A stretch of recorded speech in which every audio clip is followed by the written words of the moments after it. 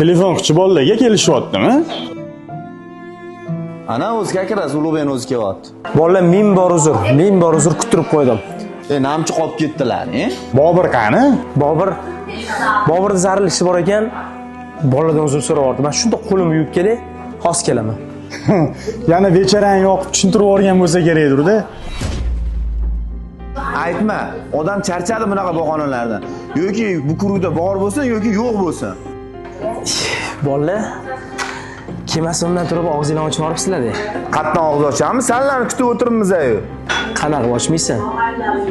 Borligim o'zida Boburda chaynab, har baloga chiqardilaring. Agar yo'q bo'lganimda, men ham qolmas ekanman-da. Boburning holatidan xabarlaring bormi o'zi? O'rtoq, bolalar bilan yig'ilganimiz yaxshi, diydor shirin. Lekin ishxonamga yuk kelgan. Uni qabul qilmasam bo'lmaydi.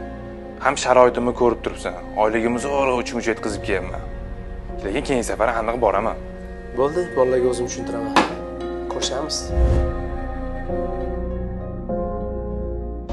Yigitlar kamchiliklar yo'qmi? Zo'r aka, rahmat.